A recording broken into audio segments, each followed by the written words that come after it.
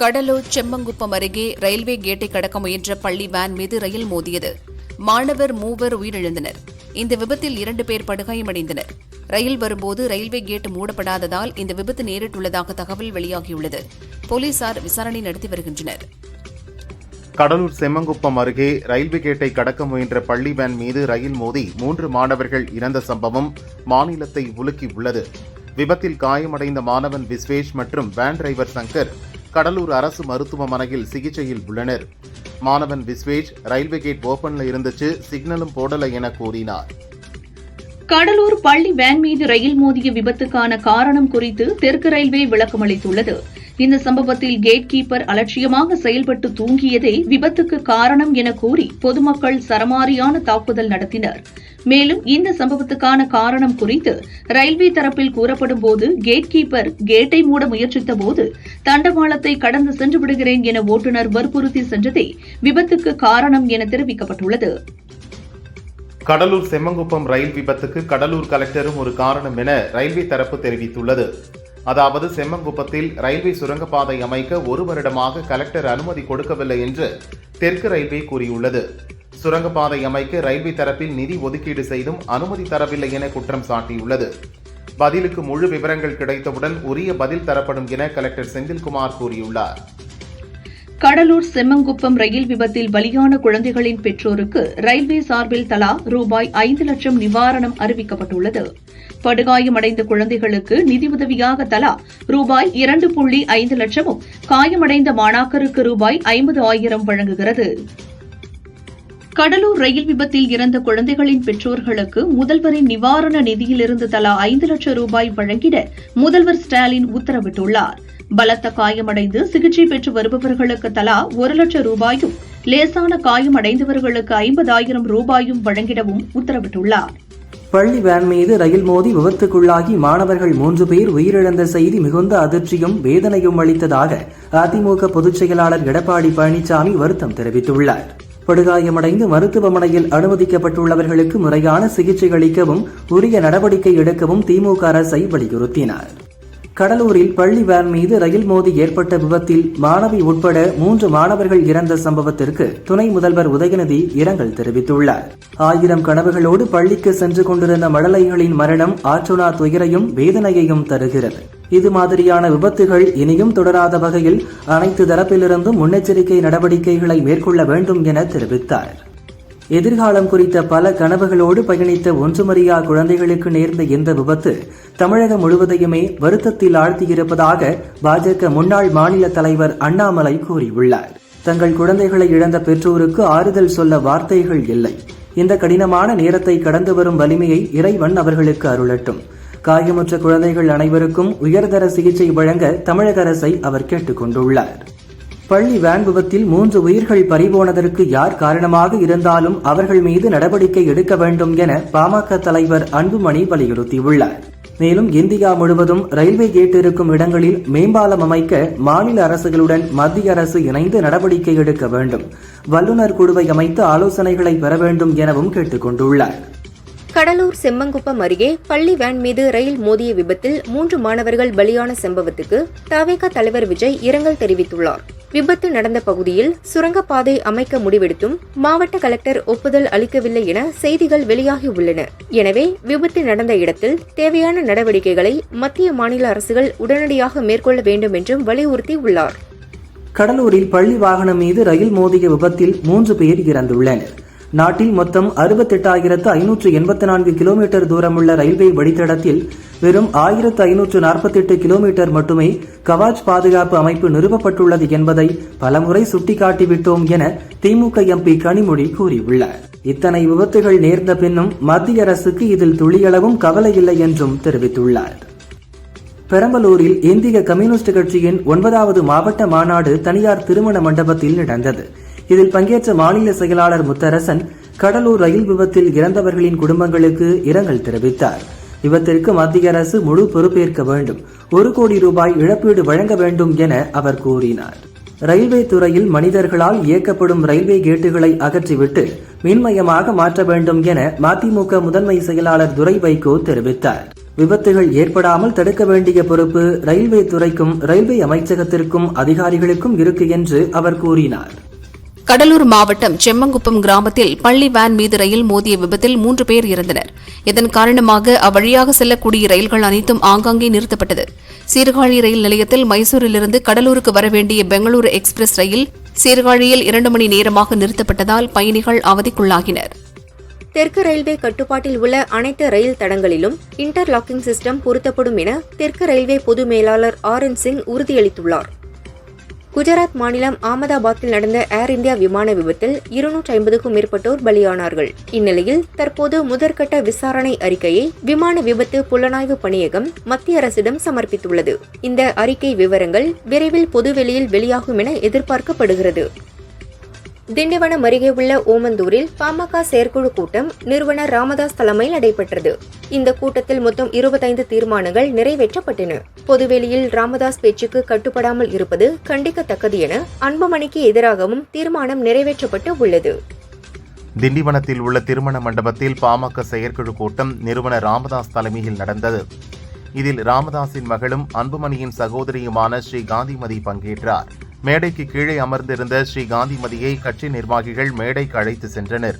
காந்திமதியின் மகன் முகுந்தனுக்கு பதவி கொடுத்ததால் அன்புமணிக்கும் ராமதாஸுக்கும் இடையே பிரச்சனை ஏற்பட்டது குறிப்பிடத்தக்கது.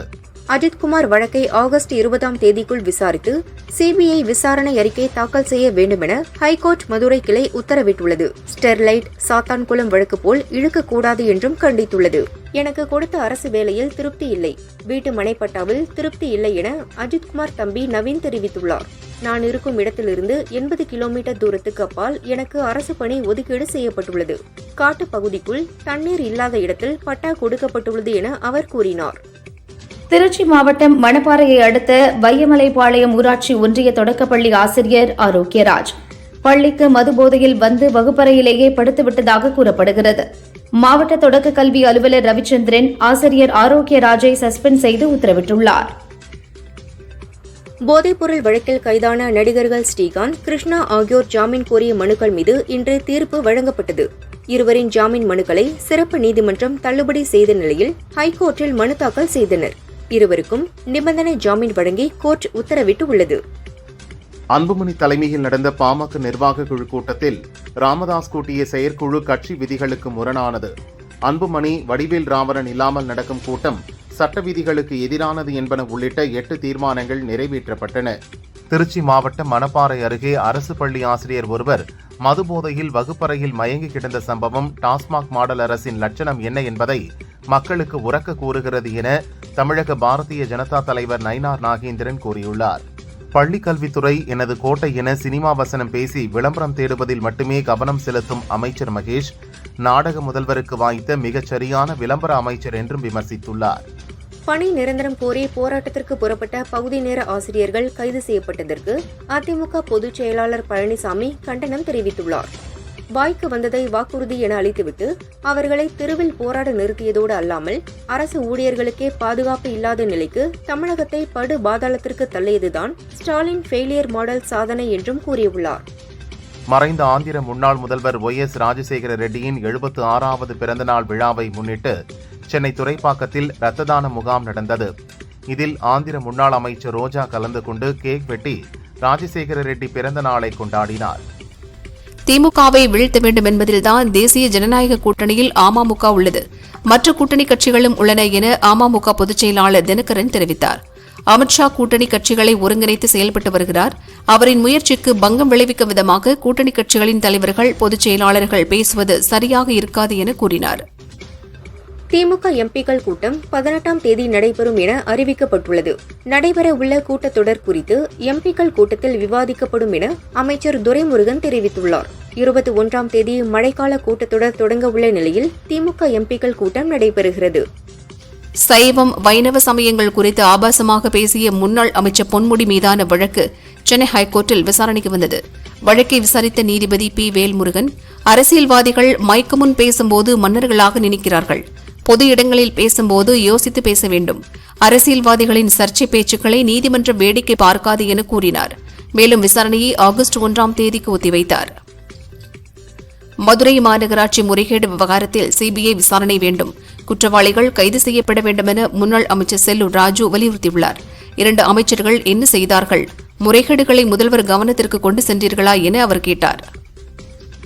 மதுரை மாநகராட்சி போல அனைத்து மாநகராட்சிகளிலும் முறைகேடு நடந்துள்ளதா என மக்கள் அதிர்ச்சியில் உள்ளனர் என எதிர்க்கட்சி துணைத் தலைவர் உதயகுமார் தெரிவித்துள்ளார். மதுரை திமுக மண்டல தலைவர் ராஜினாமா ஒரு முன்னோட்டம். தொடர்ந்து திமுக அரசு ராஜினாமா செய்யும் நிலை உருவாகும் என அவர் கூறினார். இபிஎஸ்க்கு கூடும் கூட்டத்தை விட பல மடங்கு ஸ்டாலினுக்கு கூடும் கூட்டம் அதிகம் என நகராட்சி நிர்வாக அமைச்சர் நேரு தெரிவித்தார். நாளை ஸ்டாலின் திருவாரூர் வருகிறார். அங்கு எவ்வளவு கூட்டம் கூடுகிறது என வந்து பாருங்கள் என அவர் கூறினார். பீகாரில் இந்த ஆண்டு இறுதிக்குள் சட்டசபை தேர்தல் நடக்க உள்ளது. இந்நிலையில் அரசு வேலைவாய்ப்புகளில் பெண்களுக்கு 35% இடஒதுக்கீடு வழங்கப்படும் என அம்மாநில முதல்வர் நிதிஷ்குமார் அறிவித்துள்ளார். இதற்காக பீகார் இளைஞர் ஆணையம் அமைக்கவும் அமைச்சரவை ஒப்புதல் அளிக்கப்பட்டுள்ளது. ஹிமாச்சல பிரதேச மாநிலம் சியாதி கிராமத்தில் கடந்த ஜூன் 30ஆம் தேதியன்று நள்ளிரவில் நிலச்சரிவு ஏற்பட்டது. நிலச்சரிவுக்கு முன் அங்குள்ள வீட்டில் நாய் ஒன்று தொடர்ந்து குரைத்துள்ளது. சத்தம் கேட்டு வந்த அதன் உரிமையாளர் வீட்டின் சுவரில் விரிசல் விழுந்து தண்ணீர் உள்ளே வருவதை பார்த்து அதிர்ச்சியடைந்தார். உடனே கிராமத்தினரை எழுப்பி எச்சரித்துள்ளார். அனைவரும் பாதுகாப்பான இடத்திற்கு சென்று சிறிது நேரத்தில் நிலச்சரிவு ஏற்பட்டு பல வீடுகள் தரைமட்டமாகின.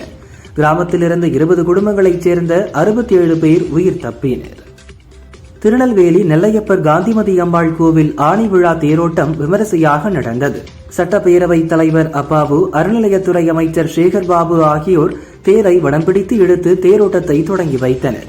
பல்லாயிரக்கணக்கான பக்தர்கள் கலந்து கொண்டு சுவாமி தரிசனம் செய்தனர்.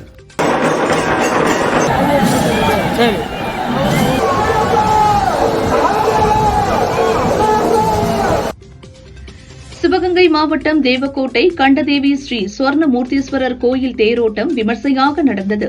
கூட்டுறவு அமைச்சர் பெரிய கருப்பன் தேரோட்டத்தினை வடம் பிடித்து இழுத்து தொடங்கி வைத்தார்.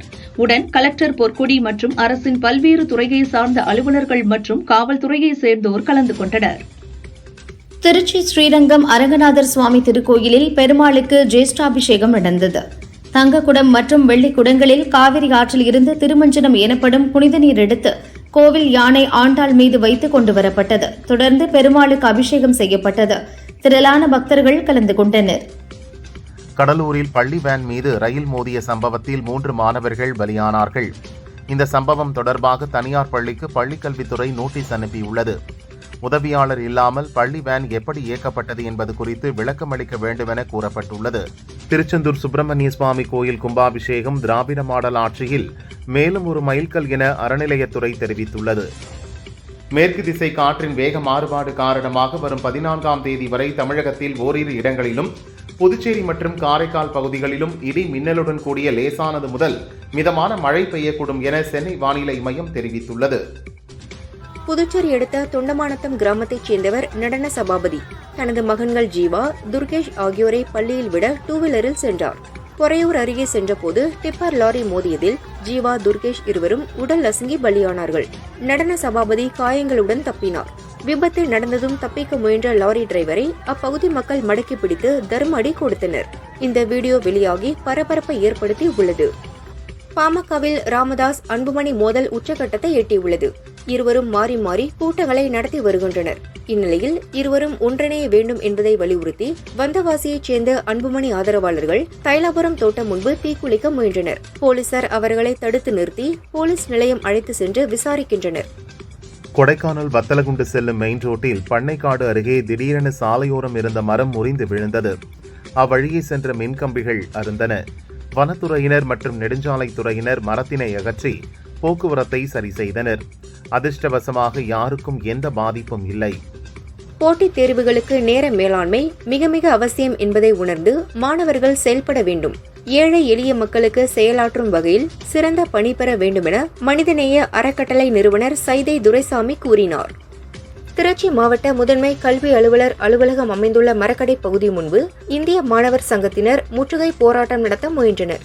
தனியார் பள்ளிகளில் அதிக கட்டணம் வசூலிக்கும் செயல்களுக்கு எதிராக RTE சட்டத்தின் கீழ் மாணவர்களுக்கு முழுமையான கல்வி உறுதி செய்ய வேண்டும் என வலியுறுத்தினர்.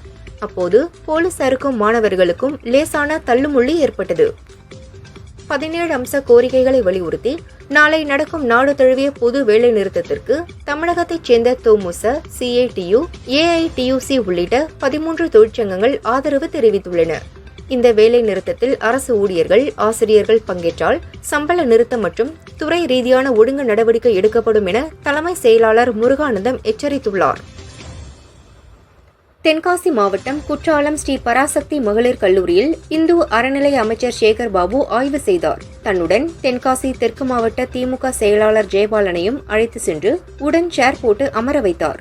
பின்னர் கல்லூரி முதல்வர் அமிர்தவல்லி, நெல்லை மண்டல அறநிலையத்துறை இணை இயக்குநர் அன்புமணி, உதவி ஆணையர் ஆறுமுகம் உள்ளிட்டோரை அழைத்து நிற்க வைத்து கல்லூரியில் ஆசிரியர்கள், பணியாளர்கள் பற்றாக்குறை, வருகை பதிவு உள்ளிட்ட பல கேள்விகளை எழுப்பி லெப்ட் அண்ட் ரைட் வாங்கினார். ராணிப்பேட்டை மாவட்டம் ஆற்காடு நகராட்சியில் உள்ள அரசு ஆரம்ப சுகாதார நிலையத்தில் மத்திய மருத்துவக் குழுவினர் ஆய்வு செய்தனர். மருந்தகம், இரத்த பரிசோதனை நிலையம், அவசர சிகிச்சை பிரிவு உள்ளிட்டவற்றை ஆய்வு செய்த குழுவினர் கர்ப்பிணிகள் மற்றும் புற நோயாளிகளிடம் வசதிகள் மற்றும் குறைகளை கேட்டறிந்தனர். தேவையான சில வசதிகளை செய்ய மத்திய அரசிடம் பரிந்துரை செய்வதாக கூறினர். திருப்பூர் மாவட்டம் அவினாசியில் வரதட்சணை கொடுமையால் தற்கொலை செய்து கொண்ட ரிதன்யாவின் பெற்றோரை நடிகை அம்பிகா நேரில் சந்தித்து ஆறுதல் கூறினார். பின் செய்தியாளர்களிடம் பேசிய அம்பிகா, மற்ற நாடுகளைப் போலவே நம் நாட்டிலும் தண்டனைகளை கடுமையாக்கினால்தான் இதுபோன்ற தற்கொலை மரணங்கள் குறையும். ரிதன்யா தற்கொலைக்கு காரணமானவர்கள் மீது கடுமையான நடவடிக்கை எடுக்க வேண்டும் என வலியுறுத்தினார். வேலூர் மாவட்டம் குடியாத்தம் அருகே மிலிட்டரி மது பாட்டில்களை கள்ளச்சந்தையில் விற்பனை செய்து வந்த ஏகாம்பரம் மற்றும் சேகர் ஆகியோரை போலீசார் கைது செய்தனர். மேலும் 27 மிலிட்டரி மது பாட்டில்கள் பறிமுதல் செய்த போலீசார் தப்பியோடிய சந்திரசேகரை தேடி வருகின்றனர். திருப்பத்தூர் டிஎம்சி காலனி பகுதியில் தூய்மை பணியாளர்களுக்கு கடந்த 70 ஆண்டுகளுக்கு முன்பு நகராட்சி நிர்வாகம் சார்பில் குடியிருப்பு கட்டிடம் கட்டப்பட்டது. அங்குள்ள முருகேசன் என்பவரது குடியிருப்பின் மேற்கூரை பூச்சு திடீரென பெயர்ந்து விழுந்தது. இதில் அவரது மனைவி சரசுவுக்கு தலையில் பலத்த காயம் ஏற்பட்டது. திருப்பத்தூர் அரசு ஹாஸ்பிட்டலில் அட்மிட் செய்யப்பட்ட அவருக்கு தலையில் 20 தையல் போடப்பட்டது. கர்நாடக மாநிலம் பெங்களூரைச் சேர்ந்த கல்லூரி மாணவர்கள் 5 பேர் வேலூரில் படிக்கும் தங்களின் நண்பர்களை பார்க்க காரில் வந்தனர். பேரணாம்பட்டு அருகே கொண்டமல்லி பகுதியில் வந்தபோது சாலையோரம் இருந்த மோட்டார் பம்பு செட் மீது கார் மோதியது. இதில் லேலி, கிளிபெட் ஆகிய 2 மாணவர்கள் ஸ்பாட்டிலேயே பலியாயினர். படுகாயமடைந்த மேலும் 3 பேர் அடுக்கம்பாறை அரசு ஹாஸ்பிட்டலில் அட்மிட் செய்யப்பட்டனர். பேரணாம்பட்டு போலீசார் விசாரிக்கின்றனர். கிருஷ்ணகிரி மாவட்டம் தேன்கனிக்கோட்டை வாணியக்கிடங்கு பகுதியில் பலத்த காற்று வீசியதில் அவ்வழியாக டூவீலரில் சென்ற வசந்த் மற்றும் அவரது தாய் மீது மரம் முறிந்து விழுந்தது. இதில் லேசான காயங்களுடன் இருவரும் உயிர் தப்பினர். தகவல் அறிந்த தீயணைப்புத் துறையினர் முறிந்து விழுந்த மரத்தை வெட்டி அப்புறப்படுத்தினர். இதனால் அரை மணி நேரத்திற்கு மேலாக போக்குவரத்து பாதித்தது.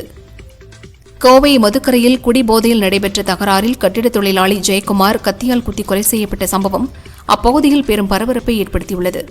ஜெயக்குமாரை கத்தியால் குத்தி கொலை செய்ததாக தஞ்சாவூரைச் சேர்ந்த முகமது ஹாரூன் என்பவரையும், கொலைக்கு உடந்தையாக இருந்ததாக குறிச்சியைச் சேர்ந்த விக்ரமன் என்பவரையும் போலீசார் கைது செய்தனர்.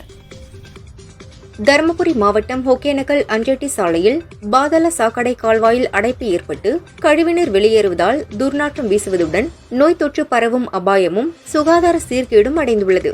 இதுகுறித்து அதிகாரிகளிடம் பலமுறை புகார் தெரிவித்தும் நடவடிக்கை எடுக்கவில்லை என அப்பகுதி மக்கள் குற்றம் சாட்டினர். மாவட்ட நிர்வாகம் விரைந்து நடவடிக்கை எடுக்க வலியுறுத்தினர்.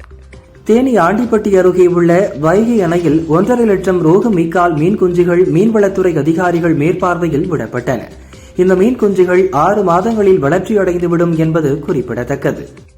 ராணிப்பேட்டை மாவட்டம் அரக்கோணம் ரயில் நிலையத்தில் சென்னையிலிருந்து அரக்கோணம் வரும் மார்க்கத்தில் 4வது நடைமேடைக்கு சென்னையிலிருந்து வந்த மின்சார ரயிலின் உயர் மின் அழுத்த கம்பி அறுந்து விழுந்தது. இதனால் திருப்பதியிலிருந்து சென்னை செல்லக்கூடிய சப்தகிரி விரைவு ரயில், கோயம்புத்தூரிலிருந்து சென்னை செல்லக்கூடிய இன்டர்சிட்டி விரைவு ரயில் சேவை பாதிக்கப்பட்டது. கடலூர் அரசு தலைமை மருத்துவமனையில் ரயில் விபத்தில் பாதிக்கப்பட்டு சிகிச்சை பெற்று வருபவர்களை தொழிலாளர் நலன் மற்றும் திறன் மேம்பாட்டுத்துறை அமைச்சர் சி.வி. கணேசன் பார்வையிட்டு ஆறுதல் கூறினார். காவல்துறை விசாரணைக்கு பின்னரே விபத்துக்கான காரணம் குறித்து தெரிய வரும் என்றும் தெரிவித்தார். தஞ்சாவூர் மாவட்டம் திருவிடைமருதூர் மகாலிங்க சுவாமி கோயில் வளாகத்தில் திருவாவடுதுறை ஆதீன இசைப்பள்ளி மற்றும் டிவைன் ஃபைன் ஆர்ட்ஸ் இணைந்து உலக சாதனை நாட்டிய திருவிழாவை அரங்கேற்றினர். இதில் 1500 பரதநாட்டிய மாணவ மாணவியர் ஒரே இடத்தில் அணிவகுத்து நடனமாடி அசத்தினர். கன்னியாகுமரி மாவட்டம் சுவாமியார் மடம் அருகே டூவீலர் மீது கனிம வள லாரி மோதியது. இதில் டூவீலரில் வந்த கூலி தொழிலாளி சம்பவ இடத்திலேயே பரிதாபமாக இறந்தார். இந்த பதைவதைக்க வைக்கும் சிசிடிவி காட்சிகள் தற்போது வெளியாகி பரபரப்பை ஏற்படுத்தியுள்ளது. புதுக்கோட்டை மாநகராட்சிக்குட்பட்ட மாலையீடு அருகே உள்ள தனியார் திருமண மண்டபத்தில் திமுக தெற்கு மாவட்ட பூத் லெவல் ஏஜென்ட் மற்றும் பூத் டிஜிட்டல் ஏஜென்ட் ஆகியவர்களுக்கான கூட்டம் நடைபெற்றது. இந்த கூட்டத்தில் அமைச்சர்கள் நேரு, ரகுபதி, மையநாதன் ஆகியோர் கலந்து கொண்டு முகவர்கள் எவ்வாறு செயல்பட வேண்டும் என்று எடுத்துரைத்தனர். பணி நிரந்தரம் உள்ளிட்ட கோரிக்கைகளை வலியுறுத்தி சென்னை சிவானந்தா சாலையில் போராட்டத்தில் ஈடுபட முயன்ற பகுதி நேர ஆசிரியர்களை போலீசார் கைது செய்தனர். தேனி அருகே மதுராபுரியில் டீ கடையில் பணிபுரியும் பெண்ணிடம் டீ மாஸ்டர் பாலியல் சீண்டலில் ஈடுபட்டுள்ளார். பாதிக்கப்பட்ட பெண் டீ மாஸ்டர் மற்றும் கடையின் உரிமையாளர் மீது எஸ்பி ஆபீஸில் புகார் அளித்தார். மனுவின் மீது போலீசார் விசாரணை நடத்தி வருகின்றனர். மாமல்லபுரம், திருச்செந்தூர், கன்னியாகுமரியில் சுற்றுலா வசதிகளை மேம்படுத்திட தனி ஆணையம் அமைப்பதற்கான விரிவான திட்ட அறிக்கையை தயார் செய்ய தமிழக அரசு டெண்டர் கோரியது. முன்னாள் முதல்வர் கருணாநிதி திருவாரூர் தேர்விழா நடைபெறுவதற்கு வழிவகுத்தார்கள் என கூட்டுறவு அமைச்சர் பெரிய கருப்பன் தெரிவித்தார். அவரை போன்று ஸ்டாலின் உத்தரவின்படி பல ஆண்டுகளுக்கு பின்னர் கண்டதேவி கிராமத்தில் சொர்ணமூர்த்தீஸ்வரர் கோயில் தேரோட்டம் நடந்ததாக அவர் கூறினார். விழுப்புரம் புதுச்சேரி பாசஞ்சர் ரயில் வரும் 10ஆம் தேதி முதல் 15ஆம் தேதி வரையில் முழுமையாக ரத்து செய்யப்பட்டுள்ளது. திருச்சி கோட்ட ரயில் பாதைகளில் பராமரிப்பு பணிகள் நடைபெற்று வருவதால் விழுப்புரம் வழியாக இயக்கப்படும் சில ரயில்களின் போக்குவரத்தில் மாற்றம் செய்யப்பட்டுள்ளதாக ரயில்வே நிர்வாகம் தெரிவித்துள்ளது. திருவள்ளூர் காமராஜர் சிலை அருகே சென்னை திருப்பதி நெடுஞ்சாலையில் தடுப்பு சுவரில் ஏறி குதித்த இளைஞர் மீது எதிர் திசையில் வந்த ஆட்டோ மோதி தூக்கி வீசியது. ஆபத்தான நிலையில் இளைஞர் மருத்துவமனையில் சேர்க்கப்பட்டார். விபத்து குறித்து விசாரிக்கப்படுகிறது. திண்டுக்கல் மாவட்டம் சிறுமலை ஸ்ரீ காஞ்சி காமகோடி மடத்தின் சார்பில் மடத்திற்கு சொந்தமான எஸ்டேட்டில் வன அபிவிருத்தி மரம் நடுவிழா நடந்தது. 10,000 சந்தன மரக்கன்றுகள் நடும் பணிகள் துவங்கியது. இதில் ஸ்ரீ காஞ்சி காமகோடி மடாதிபதி சார்பில் சங்கர் ஸ்ரீனிவாசன் உள்ளிட்ட பலர் பங்கேற்றனர். 100 மதிப்பெண் வாங்கும் மாணவர்களை விட ஜஸ்ட் பாஸ் மதிப்பெண் வாங்கும் மாணவர்களுக்கு தனி திறன் அதிகம். அவர்களின் திறனை கண்டறிந்து ஆசிரியர்கள் மற்றும் பெற்றோர் வெளிக்கொண்டு வர வேண்டும் என அமைச்சர் மகேஷ் கேட்டுக் கொண்டார். மத்திய மாநில அரசு ஊழியர்களுக்கு பழைய ஓய்வூதிய திட்டத்தை அமல்படுத்துவது உட்பட 17 கோரிக்கைகளை நிறைவேற்ற வலியுறுத்தி நாடு முழுவதும் நாளை பொது வேலைநிறுத்தம் நடைபெறவுள்ளது. இதனால் நாளை தமிழகத்தில் ஆட்டோக்கள் இயங்குமா என்ற கேள்வி எழுந்துள்ளது. ரிதன்யா வழக்கில் அவரது கணவரும் மாமனாரும் ஜாமீன் கேட்டு போடப்பட்ட மனுவை விசாரித்த நீதிபதி குணசேகரன் அவர்களின் ஜாமீன் மனுவை தள்ளுபடி செய்துள்ளார். இது மனதிற்கு சற்று ஆறுதலாக உள்ளதாக ரிதன்யாவின் தந்தை அண்ணாதுரை தெரிவித்துள்ளார். எனது மகள் ரிதன்யாவின் மரணத்திற்கு நீதி கிடைக்கும் என்பது இதன் மூலம் உறுதியாகியுள்ளதாகவும் உருக்கமாக பேசினார். தென்காசி மாவட்டத்திற்கு அறநிலைய அமைச்சர் சேகர் பாபு பல்வேறு ஆய்வுப் பணிகளுக்கு நேற்று மாலை வந்தார். இதனைத் தொடர்ந்து இன்று அவர் தனது குடும்பத்தினருடன் குற்றாலத்தில் உள்ள திருக்குற்றாலநாதர் கோயிலில் மனமுருகி சாமி தரிசனம் செய்தார். அவருடன் கலெக்டர் கமல் கிஷோர் மற்றும் திமுகவினர் கலந்து கொண்டனர். கும்பகோணம் அருகே உள்ள சோழபுரத்தைச் சேர்ந்தவர் RM அலி சவுதி அரேபியாவில் வேலை பார்த்து வருகிறார். பூட்டி கிடந்த இவரது வீட்டின் பூட்டை உடைத்து உள்ளே புகுந்த மர்ம நபர்கள் 2 பேர் பீரோவில் இருந்த 10 சவரன் தங்க நகைகள் மற்றும் 2 லட்சம் ரூபாயை திருடிச் சென்றனர். CCTV கேமராவில் பதிவான காட்சிகளின் அடிப்படையில் மர்ம நபர்களை போலீசார் தேடுகின்றனர். திருநெல்வேலி வள்ளியூரில் மின்வாரிய என்ஜினியர் அர்ஜுனன் மனைவி ருக்மணியை கொலை செய்து 10 பவுன் நகையை மர்ம ஆசாமிகள் திருடி சென்றனர். வள்ளியூர் போலீசார் ருக்மணி உடலை மீட்டு விசாரிக்கின்றனர். தகவல் அறிந்து சம்பவ இடத்துக்கு வந்த DSP வெங்கடேசன் விசாரணையை துரிதப்படுத்தியுள்ளார். கோவை மாவட்டம் காரமடை அருகே ஆயர்பாடி கிராமத்தைச் சேர்ந்தவர் சஞ்சய். இவர் வீட்டில் கழுத்து மற்றும் முகத்தில் கத்தியால் குத்திய காயங்களுடன் ரத்த வெள்ளத்தில் இறந்த நிலையில் கிடந்துள்ளார். தகவல் அறிந்த காரமடை போலீசார் தடயவியல் நிபுணர்கள் மற்றும் மோப்பனாய் உதவியுடன் தடயங்களை சேகரித்து விசாரிக்கின்றனர். திருச்சி ஏர்போர்ட்டில் மத்திய வருவாய் புலனாய்வு பிரிவினர் பயணிகளிடம் சோதனை செய்தனர். அப்போது பயணி ஒருவரிடம் 28 பாக்கெட்டுகளில் 11.8 கிலோ கஞ்சா இருந்தது. கஞ்சாவை அதிகாரிகள் பறிமுதல் செய்து பயணியை கைது செய்தனர். கஞ்சாவின் மதிப்பு சுமார் 12 கோடி ரூபாய் இருக்கும் என சுங்கத்துறை அதிகாரிகள் தகவல் தெரிவித்துள்ளனர். தெலங்கானா கொருட்லா பகுதியில் தாயின் மீது இருந்த கோபத்தில் குழந்தையின் கழுத்தை சித்தி அறுத்து கொலை செய்த சம்பவம் பரபரப்பை ஏற்படுத்தியது. தாயுடன் சேர்ந்து கொலை செய்தவரை தண்டிக்க வேண்டும் என அழுது நாடகம் போட்ட நிலையில் போலீசார் விசாரணையில் உண்மை வெளியானது. சித்தி கைதானார். பாலியல் புகாரில் பெங்களூரு IPL அணி வீரர் யாஷ் தயால் மீது வழக்கு பதியப்பட்டுள்ளது. திருமணம் செய்து கொள்வதாக கூறி ஏமாற்றியதாக பெண் கொடுத்த புகாரில் நடவடிக்கை எடுக்கப்பட்டுள்ளது. சென்னை மதுரவாயிலில் ஆட்டோ ஓட்டுநரை போக்குவரத்து காவலர் தாக்கியதாக புகார் எழுந்துள்ளது. பாதிப்புக்குள்ளான ஆட்டோ ஓட்டுநரை அவ்வழியாக வந்தவர்கள் மீட்டு மருத்துவமனைக்கு ஆம்புலன்ஸில் அனுப்பி வைத்தனர். இதுகுறித்து விசாரிக்கப்படுகிறது. இஸ்ரேலுடனான போரில் 1060 பேர் பலியாகியுள்ளதாக ஈரான் தெரிவித்துள்ளது. சிலர் கடுமையாக காயமடைந்துள்ளதால் பலி எண்ணிக்கை 1100 அதிகரிக்கக்கூடும் என்றும் கூறியுள்ளது. அமைதி மற்றும் பாதுகாப்பிற்காக அமெரிக்க அதிபர் டிரம்பின் முயற்சியை இஸ்ரேல் பிரதமர் பெஞ்சமின் நெதன்யாகு பாராட்டியுள்ளார். அவர் டிரம்புக்கு அமைதிக்கான நோபல் பரிசு வழங்க வேண்டும் என பரிந்துரைத்துள்ளார். கென்யாவில் தற்போதைய அதிபர் வில்லியல் ரூடோ பதவி விலக வலியுறுத்தி தலைநகர் நைரோபியில் மக்கள் போராட்டத்தில் இறங்கினர். இதனால் போலீசாருக்கும் போராட்டக்காரர்களுக்கும் இடையே மோதல் வெடித்தது. இதை அடுத்து கூட்டத்தை கலைக்க கண்ணீர் புகை குண்டுகளை வீசிய போலீசார் பின்னர் துப்பாக்கிச் சூடு நடத்தினர். இதில் 11 பேர் உயிரிழந்தனர். ஏராளமானோர் படுகாயமடைந்தனர். இந்தியாவுடன் அமைதி பேச்சு நடத்துவதற்கு தேவைப்பட்டால் ஹபீஸ் சயீத் மசூத் அசாரை நாடு கடத்துவதில் எந்த ஆட்சேபனையும் இல்லை என்று பாகிஸ்தான் முன்னாள் வெளியுறவுத்துறை அமைச்சர் பிலாவல் புட்டோ சமீபத்தில் பேட்டி ஒன்றில் குறிப்பிட்டார். இந்த கருத்துக்கு ஹபீஸ் சயீத்தின் மகன் தல்கா சயீத் கடும் எதிர்ப்பு தெரிவித்துள்ளார். என் தந்தையை நாடு கடத்தலாம் என எப்படி சொல்ல முடியும்? உங்களுடைய அரசியலை எங்களிடம் காட்டாதீர்கள் எனவும் எதிர்ப்பு தெரிவித்துள்ளார். தமிழக இடது கை சுழற்பந்து வீச்சாளரான சாய் கிஷோர் இங்கிலாந்து கவுண்டி கிரிக்கெட்டில் விளையாட ஒப்பந்தம் செய்யப்பட்டுள்ளார். அவர் இங்கிலாந்தின் சர்ரே கவுண்டி அணிக்காக விளையாட உள்ளார். அஸ்வின், வாஷிங்டன் சுந்தர், சாய் சுதர்ஷன் வரிசையில் சாய் கிஷோரும் கவுண்டி கிரிக்கெட்டில் விளையாட உள்ளார். விருதுநகர் மாவட்டம் ஜோக்கில்பட்டி கிராமத்தைச் சேர்ந்த முத்தமிழ் செல்வி தற்போது தாம்பரம் அடுத்த மண்ணிவாக்கம் பகுதியில் வசிக்கிறார். இவர் 7 கண்டங்களில் உள்ள உயரமான மலைகளில் ஏறி சாதனை படைத்துள்ளார்.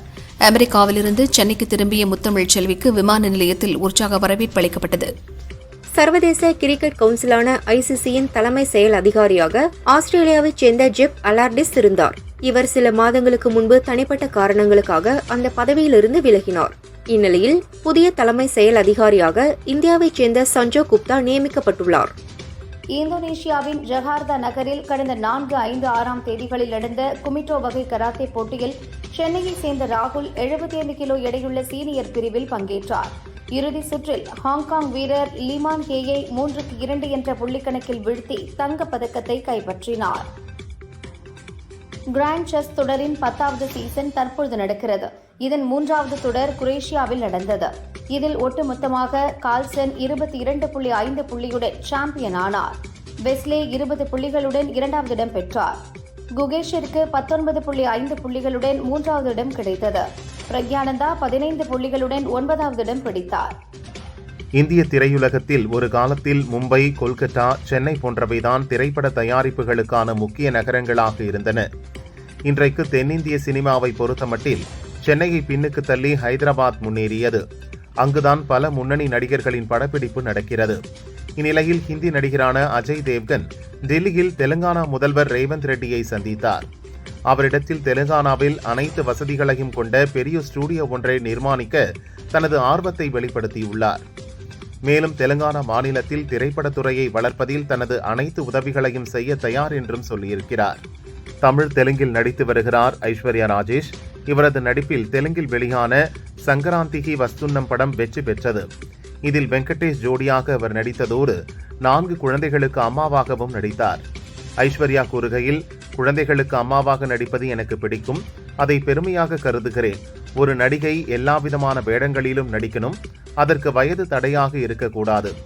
சங்கராந்திகி வஸ்துன்னம் 2 எடுத்தால் அதில் எனக்கு 6 குழந்தைகள் இருக்கும் என இயக்குனர் அனில் ரவி பொடி தெரிவித்தார் என்றார். வாதி, லக்கி பாஸ்கர் உள்ளிட்ட படங்களை இயக்கிய வெங்கி அட்லூரி தற்போது சூர்யாவின் 46வது படத்தை இயக்குகிறார். வெங்கி கூறுகையில், சூர்யா படம் நல்ல குடும்ப படமாக இருக்கும். வாதி படம் தனிக்கதையாக இருக்கணும் என தனுஷ் விரும்பியதால் அதன் 2வது பாகம் உருவாகாது. ஆனால் லக்கி பாஸ்கர் 2 நிச்சயம் உருவாகும். கதை தயாராகவில்லை. நானும் துல்கரும் பிஸியாக இருக்கிறோம். கொஞ்ச காலம் ஆகும் என்றார்.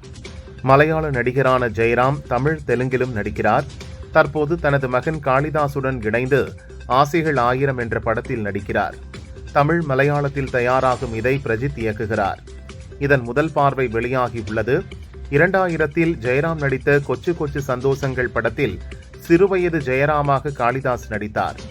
அதன் பின் 25 ஆண்டுகளுக்கு பின் இப்போது தனது தந்தையுடன் நடித்துள்ளார். நடிகைகள் சாய் பல்லவி, ஐஸ்வர்ய லட்சுமி, அதிதி சங்கர் உள்ளிட்டோர் டாக்டருக்கு படித்துவிட்டு நாயகிகளாக வலம் வருகின்றனர். இவர்கள் வரிசையில் சிந்து பிரியா என்பவர் நாயகியாகியுள்ளார். டாக்டரான இவர் தற்போது கண்ணன் இயக்கத்தில் உருவாகும் இவன் தந்திரன் 2 படத்தில் சரண் ஜோடியாக நடிக்கிறார். இவர் இதற்கு முன் தலைமை செயலகம் வெப் சீரிஸில் சிறு வேடத்தில் நடித்தார். தற்போது 3 படங்கள் கைவசம் வைத்துள்ளார். ஜூலை மாதத்தின் 2வது வாரமான ஜூலை 10 சசிகுமார், லிஜோமோல் ஜோஸ் நடித்த ஃப்ரீடம் படம் வெளியாகிறது. இலங்கை அகதிகளை பற்றிய படம். இவை தவிர்த்து ஜூலை 11 விமலின் தேசிங்கராஜா 2, வனிதா இயக்கி நடித்துள்ள Mrs and Mr, Vishnu Vishal தம்பி நடித்துள்ள ஓஹோ எந்தன் பேபி மற்றும் புதுமுகங்கள் நடித்துள்ள மாயக்கூத்து ஆகிய 5 நேரடி தமிழ் படங்கள் வெளியாகின்றன.